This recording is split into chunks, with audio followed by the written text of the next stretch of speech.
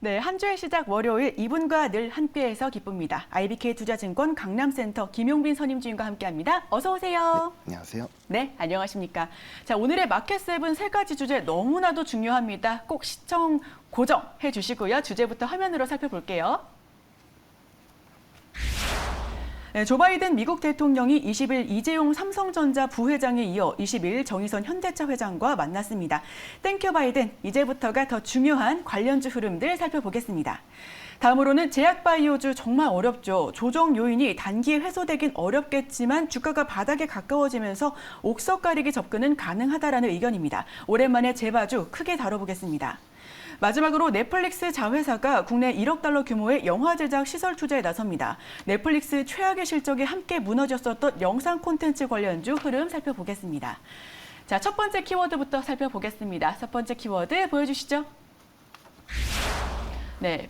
파란 피의 끈끈함으로 첫 번째 키워드 준비해봤습니다. 삼성전자와 계열사는요, 맨 처음 신입사원 연수 때 파란 피의 다짐을 맨 처음에 선언한다라는 걸 전해 들었었는데, 또 현대차와 삼성전자 그리고 바이든이 모두 좀 파란색과 관련이 있었잖아요. 이렇게 삼성전자 이야기부터 먼저 한번 꺼내보도록 하겠습니다. 삼성전자도 매일 줄을 사서 사온다라고 하는 그 웨이퍼, 바이든이 서명했다라는 웨이퍼가 SK 실트론 외 국내 관련주가 있는지 한번 여쭤볼게요. SK 실트론 같은 경우는 일단 비상장 비상장이죠. 기업이기 때문에 네, 맞습니다. 사실 뭐 지주회사인 모회사를 SK를 본다라고 말씀하실 수도 있지만 최근 금요일 날 사실 이 뉴스는 미리 알려져 있던 뉴스이기 때문에 3S라는 기업은 미리 좀 선행해서 움직였던 모습을 보이고 있습니다.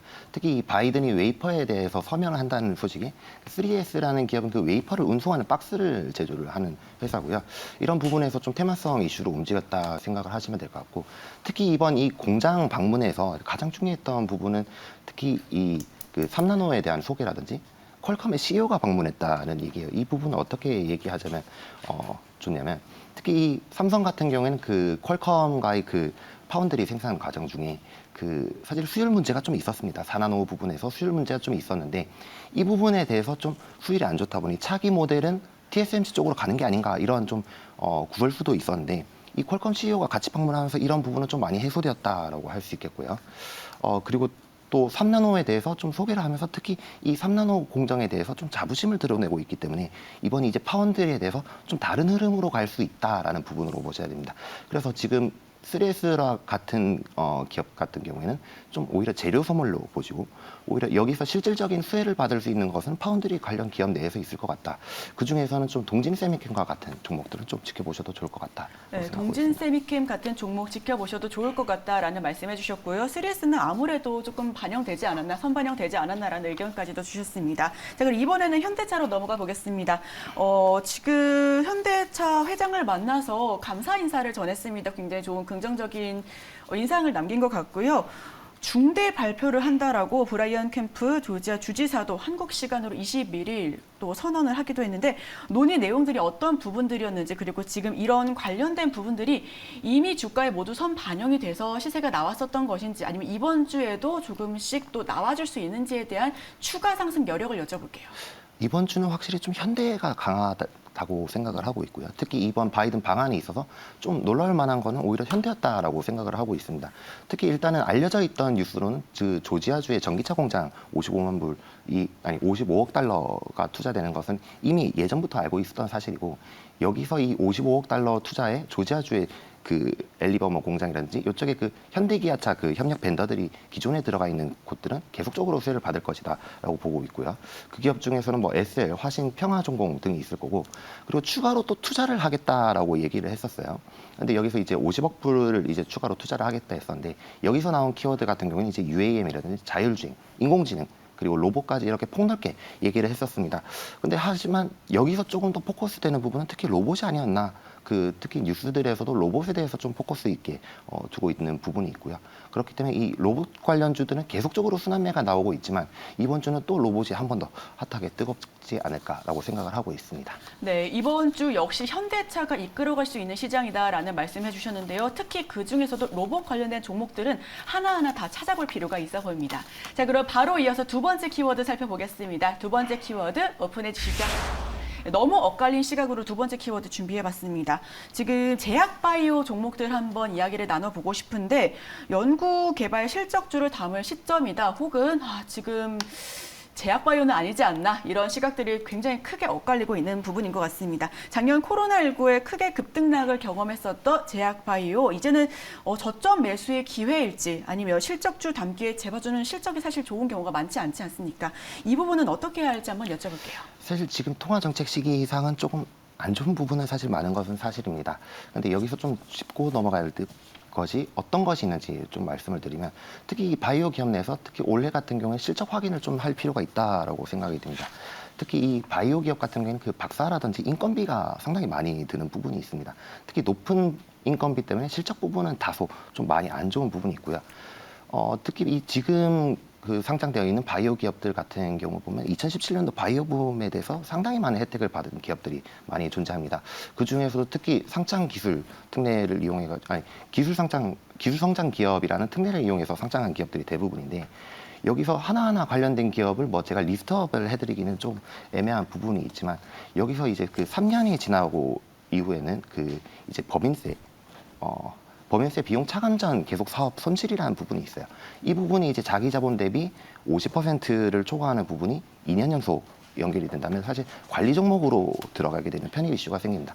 사실 이 부분에 대해서는 유상증자라든지 자본금을 충분히 확충한다면 이런 이슈는 좀 해소되는 부분이 있지만 사실 주주들 입장에서는 유상증자라는 건 썩 달갑지는 않은 존재이기 때문에 이런 부분은 개인 종목 안에서 어떤 이슈가 있는지 재무 상태는 어느 정도 체크를 할 필요가 있다라고 생각합니다. 하지만 그럼에도 불구하고 이 제약이라든지 바이오 관련해서 실적 관련주들도 꽤 있습니다. 특히 그 3대장으로 표현되는 SK, 삼성, 셀트리온 관련, CMO 관련, 바이오 시밀러 관련 기업들도 있을 수 있고요. 그리고 또한 이제 보톡스 업체와 같은 피부 미용 업체들, 이쪽도 상당히 실적이 계속적으로 호전되고 있기 때문에 이 부분에 대해서도 꾸준한 양호한 실적을 보이고 있어서 좀 관심 있게 지켜봐도 될 것 같습니다. 중소형주를 제외하고는 중소형주 내에서 좀 관심 있게 보자면 특히 올리고핵산을 생산하는 ST팜 또는 최근 뜨고 있는 보톡스 업체인 파마리서치와 같은 실적 종목들은 최근에도 좀 관심 있게 지켜볼 만하다라고 생각하고 있습니다. 네, 제약 바이오주 내에서도 실적이 좋은 종목들은 있다, 확실하게 있다라는 말씀해 주셨고요. 그 내에서도 옥석 가리기는 반드시 필요해 보입니다. CMO와 바이오시밀러 그리고 보톡스 관련된 종목들은 한 번쯤 저가 매수 기회로 한번 삼아봐도 좋지 않을까라는 말씀을 해주셨고요. 반면에 한국임상시험 통계집에 따르면 백신을 제외하고 대다수 의약품 시장은 2025년까지 성장률이 점차 감소할 것이다라고 내다봤습니다. 백신을 제외한 이유는 상승 모멘텀 가능성이 있어서일까요? 백신을 두고 이제 바이오가 갈리는 이유는 특히 코로나 시대에서 백신이 상당히 많은 역할을 했었습니다. 코로나라는 것이 질병이 많은 역할을 했었고 이 코로나라는 질병이 어떤 식으로 바이오 업계에 타격을 줬냐면 사실 이 기존에는 항암제라든지 이런 부분에서 임상을 순차적으로 진행해 왔었지만 그 코로나라는 것이 들어가면서 모든 것이 코로나로 포커싱이 됐습니다. 특히 예를 들어서 그 기존에 진행 중인 임상들도 다 코로나로 포커싱이 됐고 그리고 기존에 임상을 진행하고자 하는 그 의료기관들도 다 이제 셧다운이 된 상태니 사실 이 부분에서는 이제 코로나와 비코로나로 좀 나뉘는 부분이 있다라고 보시면 될 것 같습니다. 네, 그런데 지금 사실 제약바이오가 가장 크게 시세를 얻는 부분은 또 여름이지 않습니까? 코로나도 저희 작년에 여름에 굉장히 크게 더 확산이 됐었고요. 지금 대지열병 관련된 종목들도 스물스물 올라오고 있는 것 같고 특히나 갑자기 원숭이 또 툭 튀어나오면서 제약바이오 코로나19 테마들 관련해서 완전히 끝난 건지 아니면은 정점인 여름에 다시 한번 베팅해 봐도 되는 건지 여기서 제약바이오 마무리할게요. 여기서 코로나 관련주에 대해서 이제 그 치료제라든지 백신 관련해서 말씀드린 이건 좀 개인적인 생각입니다만 사실은 좀 시간 싸움에 있어서 너무나 촉박하다라고 할 수 있겠습니다. 그래서 사실 앞으로는 게임 체인저가 될 수 있을까라는 부분에서는 확률이 조금 더 낮다라고 생각을 하고 있고요. 그런데 최근에 좀 움직이는 흐름을 보자면 진단키트주 관련해서는 여전히 좀 강세의 부분이 있다. 저가 매수인 부분도 있을 거고 최근에 그 뉴욕 변이라는 부분에 대해서도 봤을 때 추가 모멘텀이 있을 수도 있다. 라고 할 수 있겠습니다. 네, 추가 모멘텀 있을 수 있다. 특히 진단키트 관련된 종목들은 북한의 인도적 차원으로 지원 여부가 또 이번 주 안으로 결정이 된다라고 하니까요. 이 부분 함께 짚어보셔도 좋을 것 같습니다. 자, 저희 그럼 마지막 키워드 열어보겠습니다. 마지막 키워드 보여주시죠. 넷플릭스가 쏩니다로 마지막 키워드 준비해 봤는데요. 넷플릭스 자회사가 국내에 1억 달러 규모의 영화 제작 시설 투자에 나선다라고 합니다. 바이든 방안에 맞춰서 한국에 주는 선물이다라고 하고 있는데 넷플릭스 굉장히 힘들었죠. 주가가 폭락하면서 국내 관련해서 종목들도 일제히 하락폭을 보여줬었습니다. 지금 이런 부분들로 넷플릭스 투자 수혜주 한번 눈여겨볼 수 있을까요? 넷플릭스 수혜주라 하면 이번에 그 국내 자회사로 투자를 하는 부분은 이제 VFX라고 시각효과 쪽 전문 기업에 대해서 투자를 한다라고 밝혔고요. 그러면 사실 이 관련된 유사한 기업은 덱스터라는 기업이 있습니다. 덱스터 같은 경우에 이제 기존의 파트너십을 보유하고 있는 그 영상 관련 시각효과 기업이기 때문에 이런 부분에서는 사실 이 뉴스가 금요일에도 나왔기 때문에 이런 부분에서 모멘텀을 줬었고요. 추가로 이쪽 메타버스라든지 그 시각효과 관련된 기업들 일정을 좀 정리하자면 특히 최근엔 또 애플 XR 기기도 공개를 했었습니다. 그런 부분에서 또 메타버스 관련주라든지 그 VFX 관련 기업들이 좀 많이 흥행을 했었고 또 최근에 그 범죄도시 2라는 영화가 개봉을 했습니다. 이번에 지금 최근에 그 개봉 5일차 만에 한 300만 명이라는 그 놀라운 기록을 썼었고요. 사실 이 기록을 보면서 코로나가 지나간 거 아닌가라는 생각할 정도로 상당히 놀라웠습니다. 근데 그 범죄도시 2는 배급이라든지 제작 부분을 지금 콘텐츠리 중앙이라는 자회사가 지금 맡고 있기 때문에 이 부분에 대해서도 추가 모멘텀이 있을 수 있다라고 할 수 있겠습니다. 네, 이 부분에 있어서 추가 모멘텀이 있을 수 있다라는 긍정적인 전망까지도 보내주셨습니다. 넷플릭스도 그렇고 영화 요새 너무 괜찮은 거 많이 나오고 있죠. 저희도 함께 이 관련된 종목들도 살펴보면 좋겠습니다. 자, 지금까지 월요일장 마켓7 IBK 투자증권 강남센터 김용빈 선임주임과 함께했습니다. 말씀 고맙습니다. 네.